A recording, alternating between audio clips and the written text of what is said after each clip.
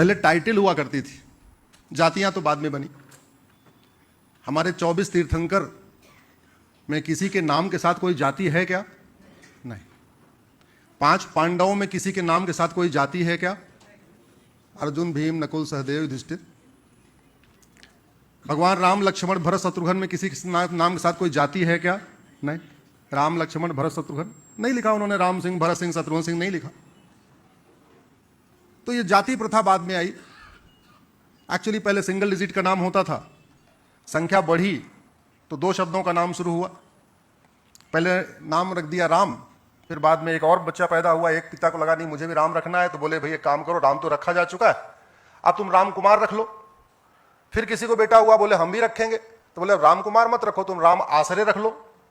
फिर चौथा बच्चा हुआ, बोले हम क्या करें, बोले तुम राम अचल रख लो। फिर बोलो क्या करें जी, बोले तुम रामचंद्र रख लो। तो पहले आज के 5,500 साल पहले तक एक शब्द का नाम होता था, संख्या बढ़ी तो 2 शब्दों का नाम शुरू हुआ। लेकिन इस क्रम में टाइटल हुआ करती थी। जैसे अगर आप जैन उपाध्याय करें तो आपको मिलेगा, क्यों गुरुदेव यही है ना? उपाध्याय जाति है कि टाइटल है? जोर से बताइए। टाइटल है। अब लोग हमको उपाध्याय जाति मान के बैठे हुए, अब लोग उपाध्याय जाति मान के बैठे हुए। पहले एक परंपरा थी, एक वेद आता है तो उसकी अलग टाइटल, जिसको 2 वेद का ज्ञान हुआ वो द्विवेदी हो गया।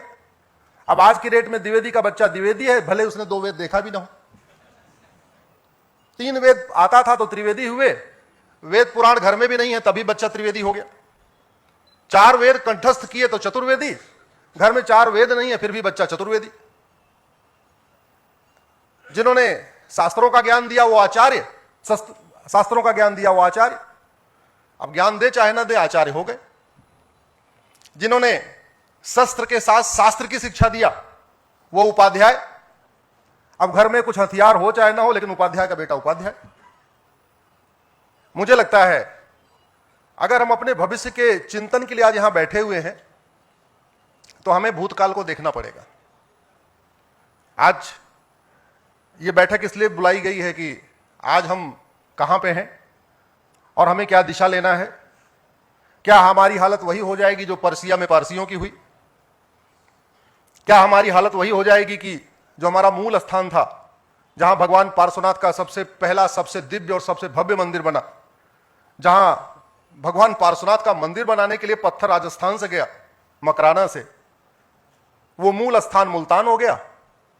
और भगवान पार्श्वनाथ के मंदिर में नौकार मंत्र नहीं होता, वहां प्रतिदिन अब अजान होती है, वहां मदरसा चल रहा है। तो हमें इस बात का चिंतन करना पड़ेगा कि हम आगे किधर जा रहे हैं। मैं विषय पे आऊं उसके पहले थोड़ा मैं जैन का योगदान अपने जीवन में बता देता हूं। मैं पहले केवल पीआईएल करता था दिल्ली में। जब मैं इंजीनियरिंग का कैरियर छोड़ के आया, सुप्रीम कोर्ट आया, तो केवल पीआईएल करने के लिए, पीआईएल करूंगा इसी से देश बदल लूंगा। एक जैन साहब मिले, बोले दिल्ली में बैठे बैठे देश नहीं बदलेगा, और जो पीआईएल के माध्यम से तुम चाहते हो, ये तुम्हारे मन की बात जन जन की मन की बात होनी चाहिए। तो मैंने कहा क्या करना पड़ेगा? बोले तो भारत में घूमना पड़ेगा। और उनका नाम है अमित भाई शाह, जो भारत के गृह मंत्री हैं, वो भी जैन है। मुंबई में पहला कार्यक्रम कराने वाले भी एक जैन है। दिनेश मेहता जी कहां, एक बार खड़े हो जाए। दिनेश मेहता जी का हमारा पूर्व जन्म का संबंध था। इस जन्म में उपाध्याय हूं, वो मेहता हो गए, पिछले जन्म में हम दोनों उपाध्याय हुआ करते थे। बड़े भाई की तरीके पूरी व्यवस्था देखते। आपके समस्त महाजन के गिरीश भाई साहब, आपको प्रणाम करता हूं। अभी 1 महीने पहले भी बुलाए थे, फिर आप गुरुओं के आशीर्वाद से 1 महीने बाद उन्होंने बुला लिया। मुंबई में दूसरा कार्यक्रम करने वाले भी प्रवीण भाई साहब, आज है नहीं, नासिक चले गए किसी काम से। मुंबई में तीसरा, चौथा, 5वां कार्यक्रम करने वाले रविंद्र सिंघवी जी, खड़े हो जाए रविंद्र जी, ये भी जैन।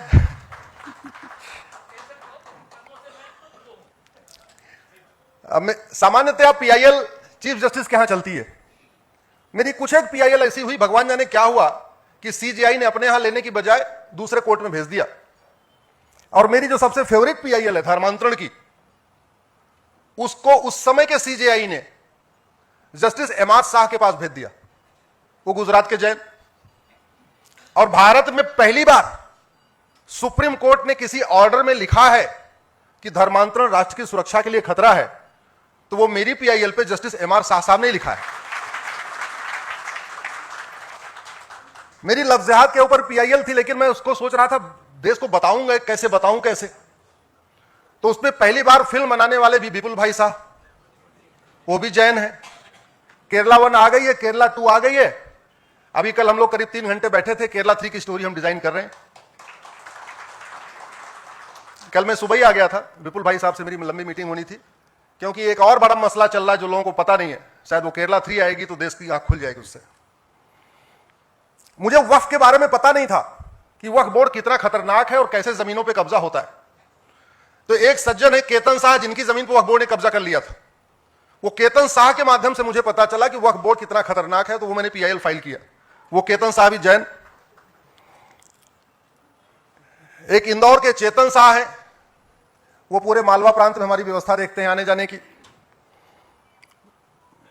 सूरत में, गुजरात मेरे कार्यक्रम कराने वाले विनोद जैन जी हैं, कहीं आए होंगे, शायद आज भी यहां आ गए होंगे। कहां आज विनोद जैन जी बैठे हुए हैं? ये पूरे गुजरात में हमारा कार्यक्रम कराते रहते हैं। सूरत में बाबूलाल शाह हैं, रेडिसन के मालिक। वो पहली भारत की रेडिसन होटल है जिसमें लहसुन प्याज नहीं मिलता है, नॉनवेज तो छोड़िए। तो वहां मेरी रुकने की व्यवस्था हो जाती है। भारत में पहली बार पीआईएल मैन के नाम से जो संबोधित किया था, वो जस्टिस रंजन गोगोई के साथ तुषार मेहता जो सॉलिसिटर जनरल हैं, तो मेहता साहब भी जैन हैं, जिन्होंने हमें पीआईएल मैन की उपाधि दिया।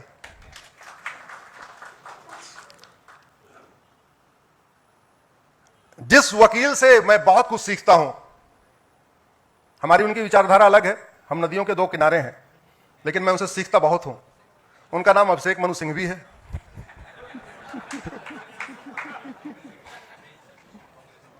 इलेक्शन रिफॉर्म के ऊपर मैंने बहुत सारी पीआईएल की है। उसका जो मुझे फीडबैक दिया है वो टीटी ग्रुप के रिखब चंद जैन साहब ने दिया है।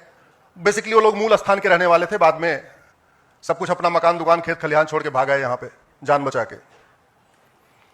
पूरे मध्य प्रदेश मेरा जो कार्यक्रम की मेरी पूरी मतलब एयरपोर्ट से रिसीव करने से लेके वापस एयरपोर्ट तक छोड़ने की व्यवस्था देखते हैं, उनका नाम पारस जैन है। मुझे भजन सबसे ज्यादा जो पसंद है वो रवीन जैन का पसंद है। आपके विदेशों में मेरे कार्यक्रम की जो योजना करते हैं वो सुदेश जैन है। बाकी तमिलनाडु में मेरा पहला कार्यक्रम और उसके बाद 5 कार्यक्रम कराने वाले अशोक जैन हैं। पीआईएल में बहुत कुछ सीखता रहता हूं। वो हमारे गुरु भाई हैं, उनका नाम हरिशंकर जैन है, जिनके बेटे विष्णु जैन को आप लोग जानते होंगे। तो मेरे जीवन में ऊपर से नीचे तक जैन ही जैन है। मेरा जूता, मेरा मोजा, मेरा कुर्ता, मेरा पैजामा, इनफैक्ट आज ये जो ड्रेस पहना है ये भी अंधेरी के कला मंदिर के जितेंद्र भाई जैन का है। आए कि नहीं आए? आए हुए। उनकी इच्छा थी कि आज यही वस्त्र पहन के मैं आपके सामने आऊं। वो पीछे खड़े हुए हैं, कला मंदिर से आए हुए हैं जितेंद्र भाई जैन। धन्यवाद। तो ये तो बात हो गई, लेकिन अब आते हैं गंभीर विषयों के ऊपर। और गंभीर विषय पे चर्चा करने से पहले मैं अपने आप को जीवन का मिशन बताता हूं।